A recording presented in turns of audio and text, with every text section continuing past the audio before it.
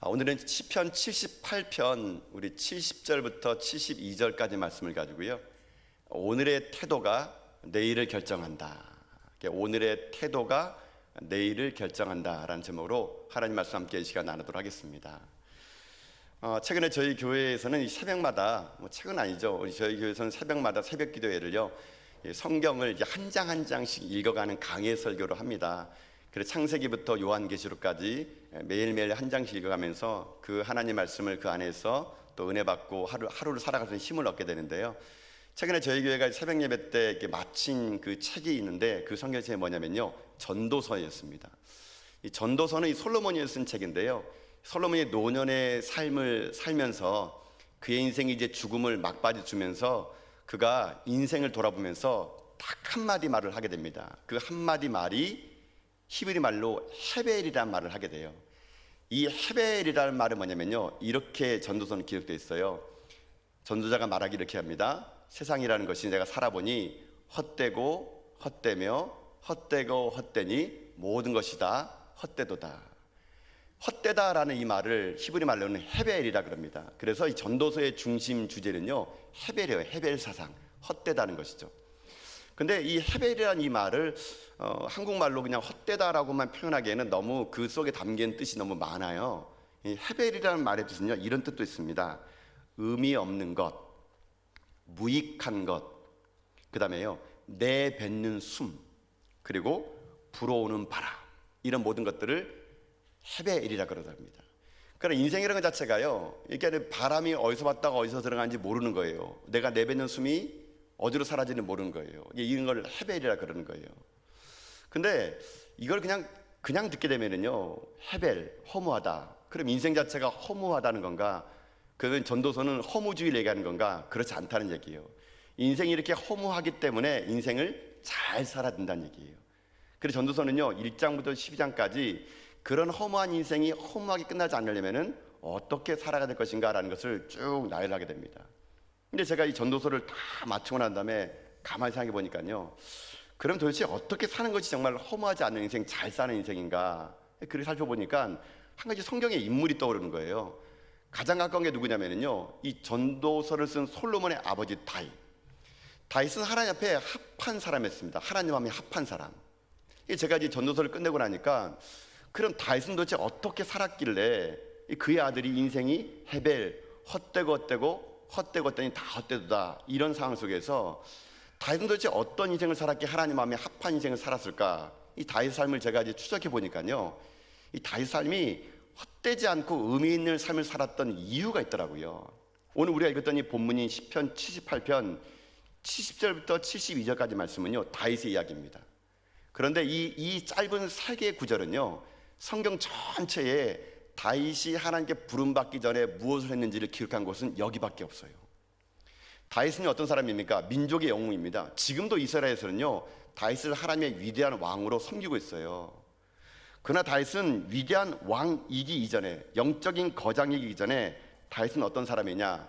다윗은요, 한낱 영웅이라기보다는 한낱 들판에서 양을 치는 목동이었습니다. 목동. 다윗의 원래 자리는요, 왕궁이 아니었고 양의 우리였어요.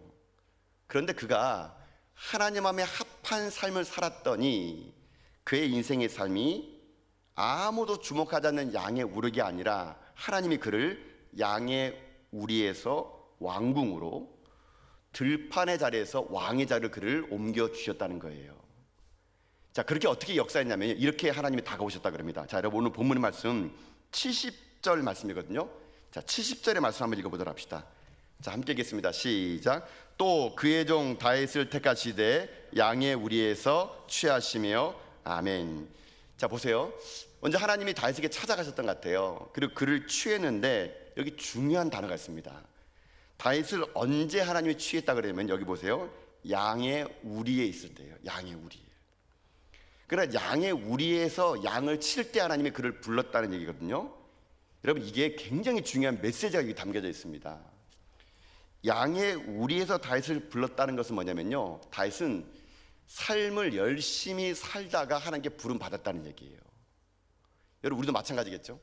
하나님 우리를 부르실 때 여러분 오늘 이 주일날 여러분들이 이렇게 예배를 드리는 이 자리만 기억하는 것이 아니라 하나님은요 여러분의 인생의 삶의 자리에서 여러분을 기억하시고 여러분을 부르신다는 거예요.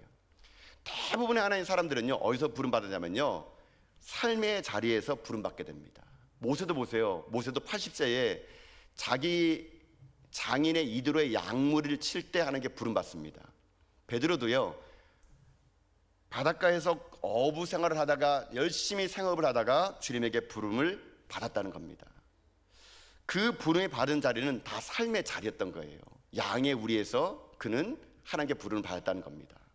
자, 그렇다면은 이렇게 한번 오늘 본문을 보기 원해요. 그럼 도대체 양의 우리의 다윗이 어떤 삶을 살았길래 어떠한 자세로 삶을 살았기에 하나님이 그를 양의 우리에서 왕궁의 자리로 들판에서 왕자의 자리로 그를 옮겼을까라는 겁니다. 여러분 이거를 좀 더 우리 삶으로 적용하면 이렇게 할 수 있어요. 여러분 양의 우리란 게 어떤 겁니까? 다윗이 치는 양의 우리는요 변방입니다. 아무도 가고 싶지 않은 땅이에요. 실패의 자리일 수 있어요. 잊혀진 자리예요. 근데 오늘 우리들의 인생에도 양의 자리에 계신 분이 계시다는 얘기예요. 양의 우리에서 지금도 실패와 절망과 아무도 주목하지 않는 그런 자리에 계신 분이 계시다는 얘기예요. 그런 양의 우리에 우리가 있을 때 우리가 어떤 삶의 태도를 보이냐가 이게 중요하다는 겁니다. 오늘 저는 그래서 여러분과 함께요 그 다윗의 삶의 태도를 보기 원하는 겁니다. 자, 오늘 이 시편은요 78편은요 여러분 1절 맨 위에 보면은 파란색 글자로 여러분 성경에 써져 있어요. 이거 마스길이라고 해요. 마스길. 마스길이라는 시편은 뭐냐면요 교훈이에요. 교훈. 그러니까 이 시는 교훈입니다. 교훈. 후대에 교훈을 주기 위해서 쓰는 시예요. 그렇다면은 이 시편 78편을 통해서 하나님은요 다윗의 생애 삶의 태도를 통해서 어떤 교훈을 우리에게 주기 원하는가 그것을 살펴보는 가운데 전 여러분의 인생의 삶도요 양의 우리처럼 때로는 실패하고 사람들에게 주목받지 못하고 넘어지는 자리에서 우리도 양의 우리에서 왕궁 자리로 옮겨지는 그런 원리를요 한 두 가지를 살펴보기 원합니다. 그래서 여러분도 모두 다 다윗처럼 이제 하나님의 합한 믿음의 종들로 여러분 다 설 수 있기를 여러분 주님의 이름으로 축복드립니다. 자, 그러면 어떻게 해야 우리 삶이 자세가 좋아야 어떤 태도로 삶을 살아가야 우리가 양의 우리에서 왕궁 자리에 갈 수 있을까? 오늘 본문에 보게 되면요 그 첫 번째 그 자세가 있더라고요. 첫 번째는 뭐냐면 첫 번째는요 인생의 삶을요 항상 성실한 마음으로 살라는 겁니다. 성실한 마음으로 살라. 자, 다윗이 어떻게 살았는가 봅시다. 자, 우리 다시 본문 돌아가 보세요. 71절 말씀이에요. 자, 71절 읽어보겠습니다. 자, 시작. 전 양을 지키는 중에서 그들을 이끌어내사 그의 백성인 야곱 그의 소유인 이스라엘을 기르게 하셨더니 아멘. 자, 보세요. 전 양을 지키는 중에 그를 이끌어냈대요. 그러니까 쉽게 말하면 제가 설명드린 것처럼 들판에 있을 때 그가 하나님이 그를 눈여겨봤다는 얘기예요. 다윗은요 똑같은 목동이 아니었던 것 같아요. 다윗은요 그 들판에 있는 그저 흔한 목동이 아니었던 것 같아요. 하나님은 다윗이 똑같은 목동이 아니었기 때문에 그의 삶의 태도가 하나님 마음에 들었던 것 같아요. 결국 다윗이 쓰임 받은 것은 삶의 태도였어요. 그가 양을 칠 때 어떤 마음으로 쳤는가, 여러분 그게 결과가 나와 있는데 오늘 이 본문의 가장 중요한 말씀은 72절이거든요. 자, 71을 보면은 다시 어떤 마음으로 양을 쳤는지 나옵니다. 자, 읽어보겠습니다. 시작. 이에 그가 그들을 자기 마음에 완전함으로 기르고 그의 손에 능숙함으로 그들을 지도하였도다. 아멘. 자, 여기 첫 번째 키워드가 나옵니다. 그를 자기 마음에 완전함으로. 여러분 그 완전함에 한번 동그라미 쳐보세요. 완전함에. 여기서 그들은 누구냐면 이스라엘 백성들이고요. 그 이스라엘 백성 어떻게 했냐면 자기 마음에 완전함, 완전함. 자, 여기 완전함이 오늘 첫 번째 키워드예요. 하나님 앞에서 우리들의 인생의 삶이 어떤 자세로 살아야 되느냐, 다윗처럼 완전한 마음으로 살아야 된다는 거예요. 근데 이게 완전함이란 말이 좀 이게 우리나라 말로 번역이 좀 잘 미흡해요. 제가 그래서 이 완전함이란 말을 어떻게 인간이 여러분 완전할 수 있겠어요? 인간은 완전할 수 없죠. 어떻게 완전할 수 있습니까? 그래서 제가 여기서 다른 번역본을 이렇게 다 찾아봤거든요. 그러니까 우리 개역 한글에 그 전에 성경에는 이렇게 있더라고요. 이에 저가 그 마음에 성실함으로 그래요. 그러니까 이 완전함이라는 말은 전에 성경으로는 성실함이에요. 제가 볼 때 이 성실함이 더 번역이 잘 된 것 같아요. 완전함보다는요. 또 그 쉬운 성경 보니까요, 그 완전함을요 이렇게 있더라고요. 순전한 마음으로 이렇게 있더라고요. 또 공동번역 보니까요, 다윗은 이 백성을 한 마음으로 했대요. 제가 그래서 그냥 찾은 김에 영어 성경을 찾아봤어요. 영어 찾아보니까 영어에서는 이걸요 인테그리티 이렇게 돼, 인테그리티 그렇게 돼 있더라고요. 쉽게 말하면 이걸 다 종합하면 이런 거예요. 하나님께서 어떤 마음을 가지고, 다윗은 어떤 마음을 양을 쳤냐면요, 마음을 다 바쳐서 성실함으로 그것을 했다는 얘기입니다. 그 성실함의 마음의 자세가 하나님 볼 때는 다윗은 참 되었다 이렇게 느껴지는 겁니다. 그래서 하나님이 그를 양의 우리에서 그를 불러냈다는 얘기거든요. 여러분 한번 생각해 보십시오. 왜 다윗이 불렀을까요? 아무리 생각해 봐도 저는요, 다윗은요 참 성실하게 양을 쳤던 것 같아요. 그가 양을 칠 때 그냥 친 게 아닙니다, 여러분요. 그가 양을 칠 때 사자나 곰이 와서 양을 치면요, 가서 사자의 그 입에서 양을 끄집어오고요, 곰의 발톱에서 그를 양을요 건져낸 그런 사람이에요. 여러분 다윗이 지금 양을 칠 때 여러분 이걸 한번 아시면 좋아요. 이 이스라엘의 상속을 보면 이렇게 돼 있어요. 상속은요 어떻게 하냐면은, 이스라엘은 이 아버지가 돌아가시면 장자에게 거의 몫이 다 갑니다. 그리고요 그 상속의 나머지는 둘째 아들, 셋째 아들 이렇게 차근차근 내려보게 돼요. 그러니까 맨 마지막에 말째 아들인 이 다윗에게는요, 아버지가 돌아가시면은 이게 돌아올 재산이 거의 없어요. 그러면 다윗이 지금 현재 열심히 양을 길러가지고 새끼를 치면요, 이거 누구 좋은 일입니까? 자기 형 엘리압, 첫째 형이 제일 좋은 일이에요. 그 다음에 둘째 형, 셋째 형이 다 가지고 자기는 아무것도 남을 게 없어요.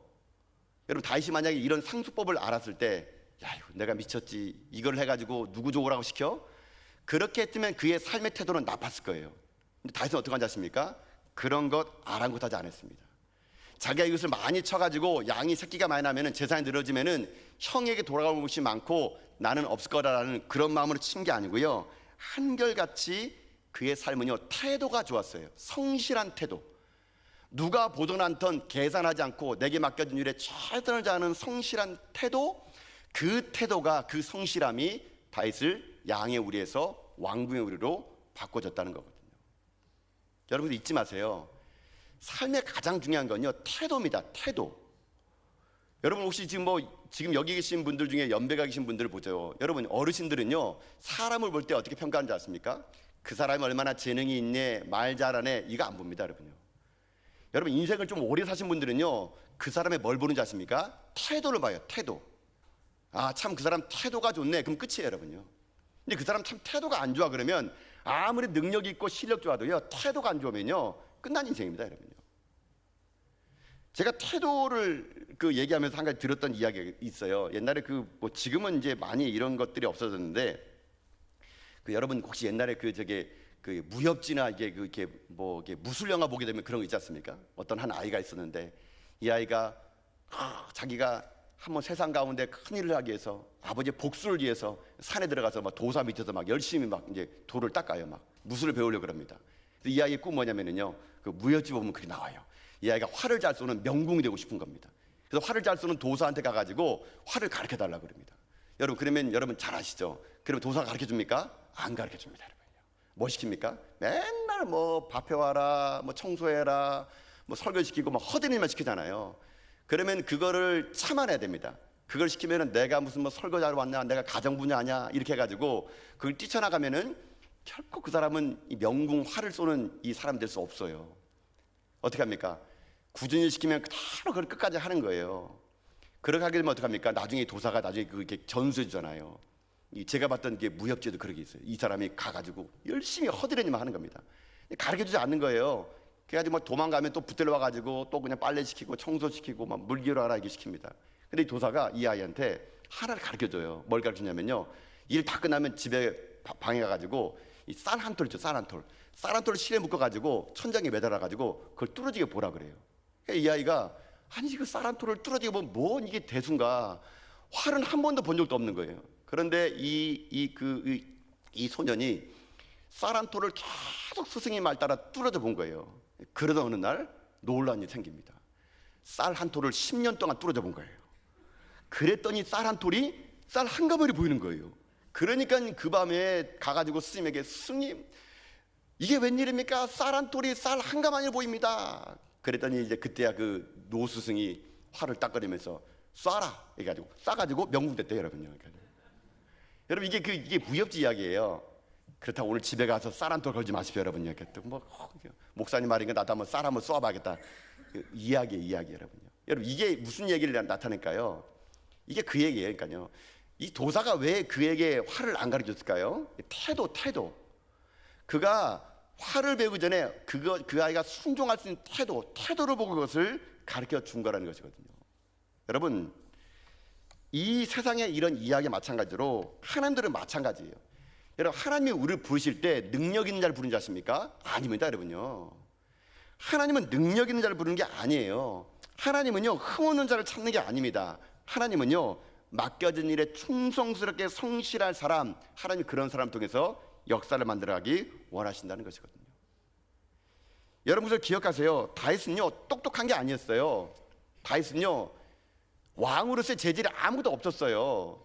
그러나 하나님은 다윗이 그 성실함, 그 양 하나 치는데 마치 목숨 걸고 하는 그 성실함, 하나님 그걸 보면서 야, 저 양 한 마리 가지고 저렇게 치는 다윗이라면 내 이스라엘 백성을 양떼를 맡게만 하구나. 그걸 알았기에 다윗을 불러가지고 양의 우리에서 어떻게 합니까? 왕궁 자리로 그를 만들어 주었다는 겁니다. 여러분 이게 오늘 우리가 가져야 될 마음입니다. 여러분들은 지금 어떤 인생을 살아가고 있습니까? 여러분이 맡겨진 일을 여러분은 어떻게 감당하고 있습니까? 많은 사람들이 자기에게 주어진 일을 하찮게 여기고요, 이거 한다고 뭔 일 있겠어? 내가 이렇게 하는데 누가 알아줘? 여러분 그런 불성실한 마음이 우리들의 인생의 삶을 양의 우리에서 또 고통스럽게 만드는 거거든요.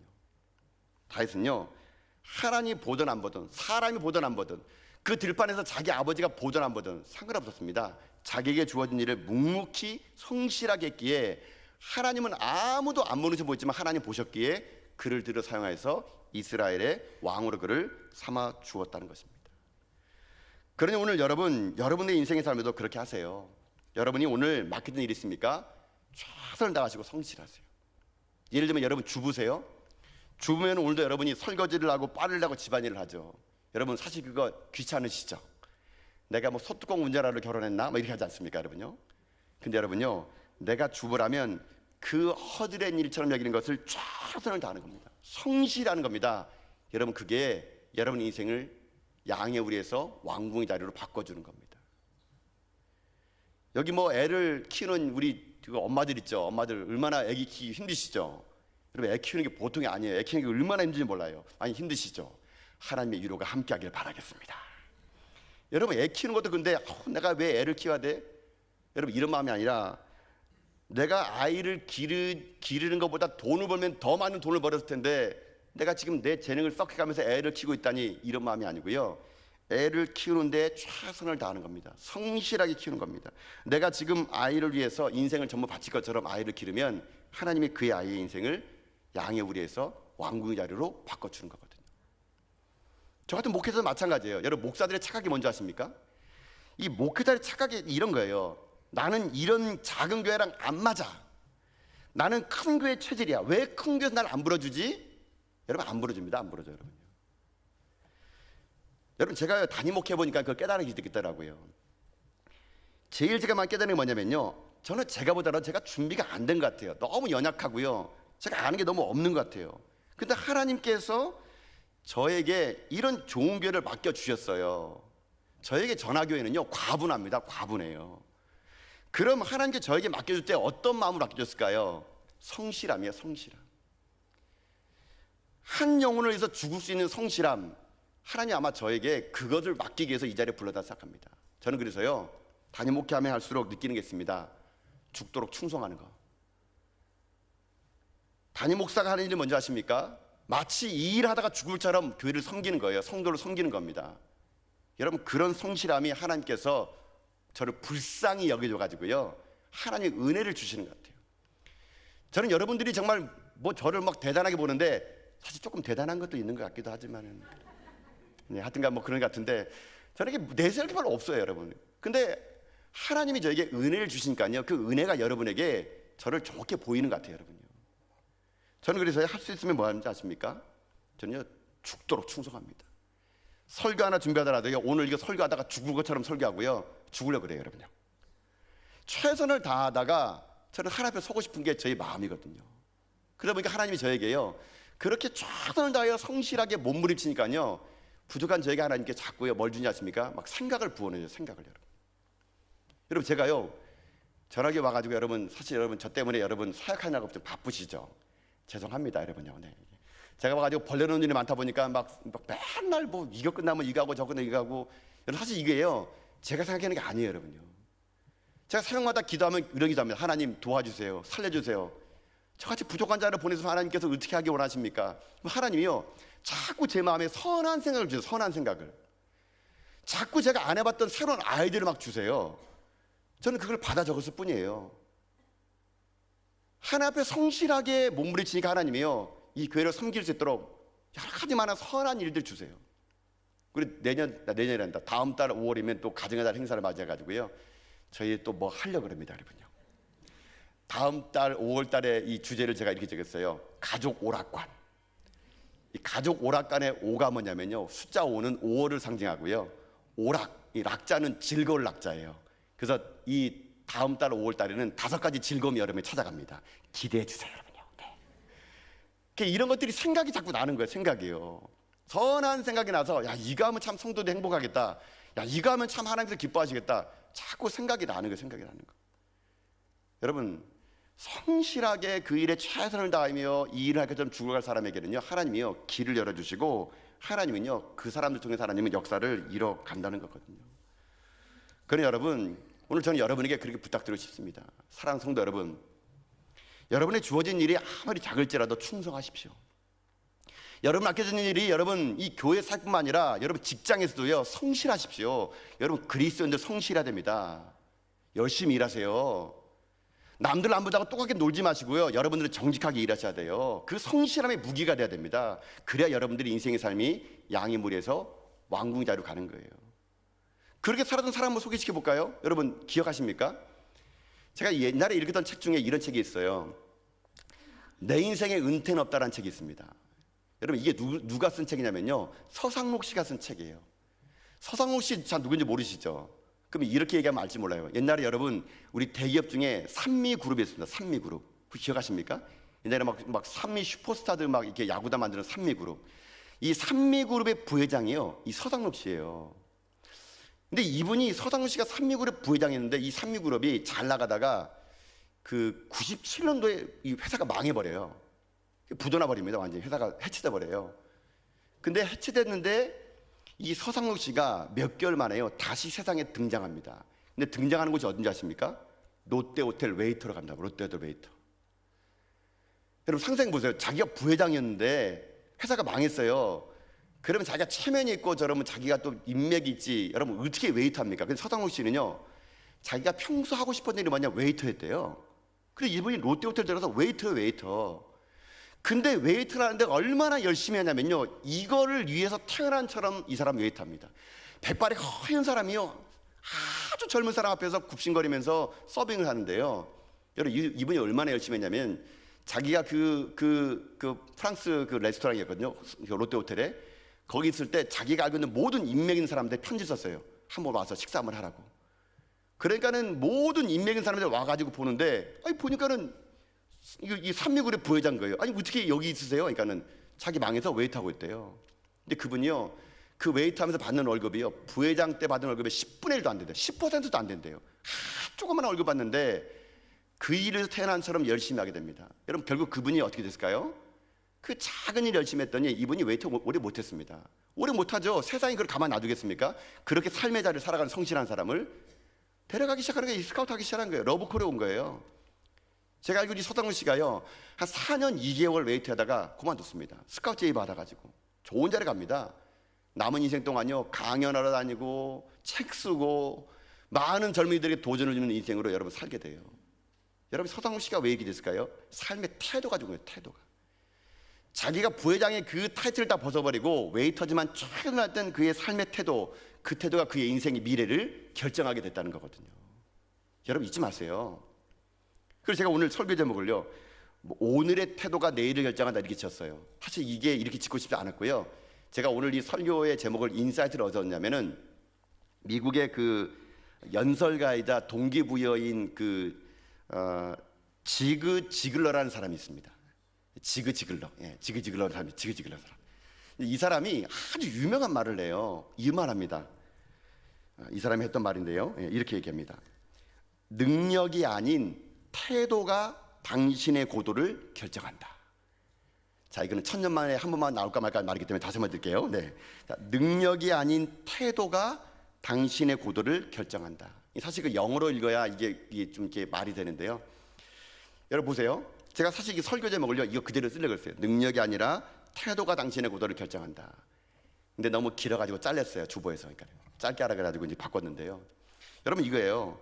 어떤 인생의 삶이 높은 고도에 올리는 건요, 능력이 아니란 얘기예요. 그 사람의 실력이 아니란 겁니다. 태도. 그 사람의 태도가 그의 인생의 고도를 결정한대요. 고도를, 높이를 결정한대요. 리더란 어떤 사람이냐? 능력 가져가는 사람이 아니라 리더란 태도래요. 태도. 삶의 태도, 그 태도가 중요하다는 것이거든요. 하나님도 마찬가지예요, 여러분요. 우리 인생의 삶이 여러분 능력으로 하는 거 아니에요, 여러분요. 여러분이 교회를 섬기는 것도 능력으로 섬기는 게 아니고요. 태도예요, 태도. 내가 누가 보는지 안 보는 게 아니라 맡겨진 사역을 감당할 때 얼마나 충성들을 섬기는 태도, 하나님은 여러분 그 태도를 보신다니까요. 그 태도를 보고 여러분을 들어 사용한다는 것입니다. 성경에도 분명히 이렇게 기록되어 있어요. 여러분 누가복음 16장 10절 보면요, 이런 말이 있습니다. 우리 말씀을 읽어볼까요? 읽겠습니다. 시작. 지극히 작은 것에 충성된 자는 큰 것에도 충성되고 지극히 작은 것에 불의한 자는 큰 것에도 불의하니라. 아멘. 주님 말씀하세요. 지극히 작은 것에 충성한 사람이 어떻게 한다고요? 큰 것에 충성할 수 있다고. 지극히 작은 것에 불의하면 큰 것에 불의한대요. 주님이 말씀하신 겁니다. 이게 인생의 결론이고 성경의 결론이에요. 왜 여러분이 큰일 안 맡기냐고요? 작은 일에 충성할 줄 알아야 큰 일을 맡길 수 있는 거거든요. 여러분 잊지 마세요. 이거는 세상의 원리뿐만 아니라 성경의 원리도 마찬가지예요. 근데 많은 사람들 어떻게 한지 아십니까? 왜 나한테는 큰일 안 시켜주냐고, 왜 날 무시하냐고, 나도 한번 큰 자리 주면은 큰 사람 할 수 있다고. 여러분 아니에요. 작은 일을 한 걸 보면은 큰 일을 맡길 수 없는 일이 결정된다니까요. 많은 사람들이 그러면서요, 자기에게 큰 것 안 준다고 불평합니다. 그 뭐라고 불평한지 아십니까? 이렇게 불평해요.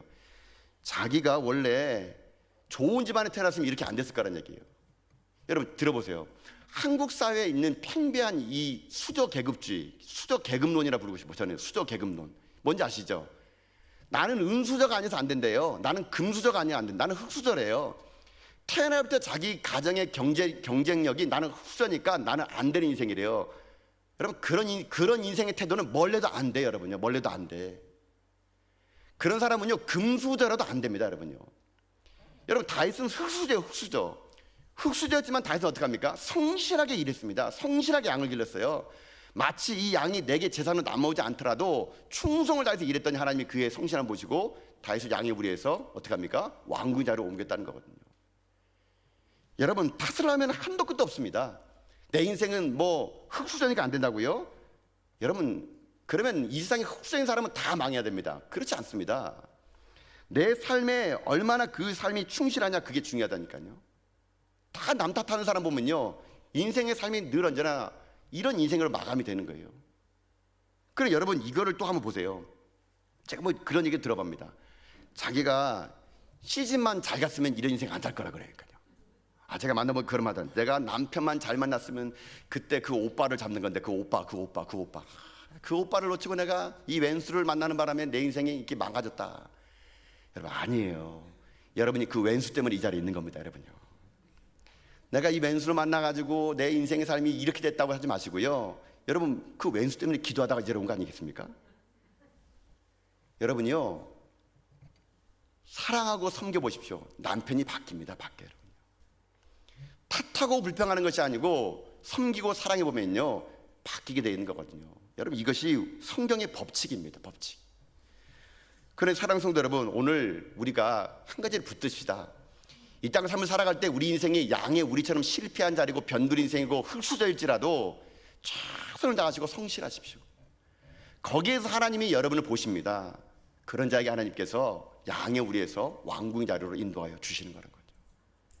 오늘 하루가 여러분에게 이것이 맞쓰길 교훈이 돼가지고 여러분 삶의 자리가 날마다 하나님 앞에서 충성되이 마치 그 자그마한 거 하다가 죽을 사람처럼 열심히 여러분 성실하게 살아가는 가운데 하나님의 눈에 들어와 가지고요, 여러분도 다윗처럼 하나님의 합한 사람이 되어서 우리 모두가 왕궁의 자리에서 함께 하나님의 꿈을 나눠드리는 저 여러분 다 될 수 있기를 여러분 주님의 이름으로 축복합니다. 이게 첫 번째예요. 자, 제가 찾은 두 번째가 또 있어요. 이 72절이 정말 참 다윗의 인생을 잘 표현했는데요, 다윗의 삶이 그러면 성실함 때문이었냐? 아니에요. 하나 더 필요해요. 우리 인생의 삶이 양의 우리에서 왕궁의 자리에 가려면은 한 가지 더 필요한데, 두 번째는 뭐냐? 두 번째는요, 노력을 통한 탁월함이 필요하다는 겁니다. 노력을 통한 탁월함의 자세가 필요하다. 쉽게 말하면 탁월함이에요. 탁월함. 아까 제가 첫 번째는 성실함이라고 그랬죠. 성실함과 함께 있는 게 뭐냐면요, 탁월함이 겸비돼야 됩니다. 자, 이게 무슨 말인가? 자, 여러분 아까 다시 말씀, 여러분 72절 말씀 있잖아요. 한번 돌아가서 읽어봅시다. 자, 72절 말씀 중요한데요. 자, 읽어봅시다. 시작. 이에 그가 그들을 자기 마음에 완전함으로 기르고 그의 손에 능숙함으로 그들을 지도하였도다. 아멘. 자, 여러분 거기에 능숙함에 동그라미 쳐보세요. 능숙함. 이게 두 번째 키워드예요. 그러니까 앞에 키워드는 완전함, 두 번째는 능숙함이에요. 근데 이 능숙함이란 게 이게 번역이 좀 이게 어떨지 모르겠는데요, 제가 이 능숙함이라는 것을 다른 데 보다가 이 영어 성경에 참 이렇게 잘 표현됐더라고요. 그의 손에 능숙함, 이게 영어 성경에는요 skillful hands 이렇게 돼요. skillful hands. 이게 skillful hands, 그러니까는 뭐 기술적인 손, 그러니까는 이제 전문가적인 손길, 뭐 이렇게 얘기해요. 쉽게 말하면 탁월함이에요. 어떤 일에 대해서 전문가의 손이라는 겁니다. skillful hands. 이게 탁월함, 여기에 능숙함이래요. 여러분 이게 무슨 말일까요? 여러분 생각해 보세요. 다윗은 지금요 성경에 보면은요 8째 아들로 나옵니다. 이게 성경에는 말째 아들로 나와요. 근데 여러분 이게 상당히 이게 수모적인 수치스러운 말이에요. 한국말이니까 여러분 이게 8째 말째로 나오는데 원문 보면은요 이게 8째 말째 아들 뜻이 뭔지 아십니까? 한국말로 좀 번역하면요 좀 빠지는 아이란 뜻이에요. 모자란 아이란 뜻이에요, 여러분요. 이게 말자란 뜻이에요, 여러분요. 그러니까는 이 이세 아버지가요 사무엘을 왔을 때 기름 부을 아들을 선장할 때 이 아버지는요 이 다윗을 아예 제껴놉니다. 얘는 어떤 아이냐? 말째예요. 다시 말하면 아버지 볼 때는 얘는요 모자란 아이, 모자란 아이, 좀 빠지는 아이예요. 그런 모자란 아이, 빠진 아이가 어떻게 여러분 골리앗 앞에 서서 그 골리앗을 무찌를 수가 있었을까요? 간단합니다. 다윗의 능숙함이요, 물맷돌의 능숙함. 모르긴 몰라도 다윗은요 그 물맷돌 하나 가지고요 수백 번 수천 번 돌리고 또 돌렸을 겁니다. 자기가 양을 칠 때 성실함으로 기르는데 자꾸 사자가 오고 곰이 오네요. 양을 데려가는 거예요. 성실함으로는 양과 곰을 이길 수 없거든요. 아마 다윗은 그때부터요 물맷돌을 가지고 수천 번 던졌을 겁니다. 수백 번 던졌을 거예요. 아마 모르긴 몰라도 여러분 다윗의 손을 보면은요 막 손등이 다 불어 텄을 것 같아요. 막 물집 트고 막 그랬을 것 같아요. 얼마나 이거 제구를 돌렸으면은 손이 다 불어 텄을 것 같아요. 다윗은요 수백 번 수천 번 그 돌렸습니다. 물맷돌을 어떻게 하면 잘 던질 수 있는지, 바람이 올 때는 어떻게 던져야 되는지, 어디에 맞춰 정통으로 가는지, 그는요 수천 번 수백 번 그 물맷돌을 능숙함, 탁월함을 가지고 노력을 했습니다. 그래서 그의 손에 물맷돌이 쥐어진 거죠. 하나님이요 그걸 본 겁니다. 그의 재능. 여러분 만약에 다윗이 임금이 됐는데 신뢰가 없다 칩시다. 그냥 성실할 뿐이에요. 그러면요 그는 한 임금의 리더가 될 수 없습니다. 리더는요 성실함을 되는 게 아니에요. 리더는요 성실함을 되게 되면은 그도 망하고 나라도 망하는 겁니다. 리더는 성실함과 함께 실력이 있어야 돼요. 실력. 리더는요 탁월함이 있어야 됩니다. 능숙함이 있어야 돼요. 그 사람한테 할 수 있는 능력, 그게 있어야 돼요. 그래야 그 리더를 통해서 하나님이 역사를 이뤄가게 된다는 거거든요. 많은 사람들이 꿈만 꿉니다. 나 이거 할래 저거 할래. 꿈만 꿔요, 꿈만. 여러분 꿈만 꿔서는 안 돼요. 꿈과 함께 노력이 필요합니다. 노력. 그 일에 대한 성실함, 탁월한 능숙함이 필요하거든요. 하나님 그거를 보신 거예요. 그리고 그 능력 위에 하나님 기름 부어줬더니 골리앗을 무너뜨리는 기적이 그에게 임했다는 것이죠. 사랑하는 성도 여러분, 여러분의 권면드립니다. 여러분 준비하세요. 여러분 지금 직장에서 하고 있는 일에 탁월하게 여러분이 그 일에 탑10이 돼야 됩니다. 탑10이요. 왜 여러분 기독교 다니는 사람들이 여러분 세상에 밀려나가야 됩니까? 아니에요, 여러분요. 우리는 세상의 한복판에서 실력도 갖춰야 됩니다. 다니엘처럼 우리는요 실을 갖춘 자가 돼야 돼요, 여러분요. 여러분 보세요. 요셉이 여러분 어떻게 합니까? 요셉은 성실할 뿐만 아니라 실력이 있었습니다. 훗날 그가 어떻게 합니까? 보드발의 집에 갔을 때도 성실하고 실력이 있었어요. 감옥에 가서도 성실하고 실력이 있었어요. 그랬더니 어떻게 합니까? 그가 애굽의 총리가 됐어요. 총리가. 여러분 이게 기독교거든요. 여러분 째째하게 살지 마십시오. 실력을 가지십시오. 남들보다 더 열심히 뛰시고요, 열심히 노력하셔가지고 여러분이 아니면 안 되게끔 만드는 겁니다. 그게 우리가 할 일이에요. 하나님은요 그런 사람을 통해서 역사를 만들어 간다는 거거든요. 한번 예를 들어볼까요? 이런 예를 들어봅시다. 어떤 병원이 있는데 두 명의 병원이 있어요. 근데 한 병원은 한 의사는 성격이 더러운데 참 병을 잘 고쳐요. 그리고 한쪽 의사는 병원 가면은 오히려 더 가져와요. 사람이 참 인품이 좋아요. 여러분은 어느 병원을 가겠습니까? 더럽더라도 여러분 병 잘 고치는 병원에 가겠죠. 저는 바라기 원하는 건 성격 더러운 사람이 성격 좋아지길 기도합니다. 여러분 이거예요. 성격 더러워도 병 낫는 의사를 찾는 것처럼요 마찬가지입니다. 하나님이 누구를 쓸까요? 하나님이 여러분 실력 있는 자들을 사용하는 겁니다. 실력 있는 자. 하나님의 능력도에 여러분요 우리가 제단을 쌓는 훈련이 필요하거든요. 엘리야의 제단에 여러분 불이 임하려면요 엘리야가요 제단을 쌓는 연습이 있었어요. 그 제단 위에 기름이 하나님 불이 임한 것이지 맨 땅에 여러분 불이 임한 게 아니거든요.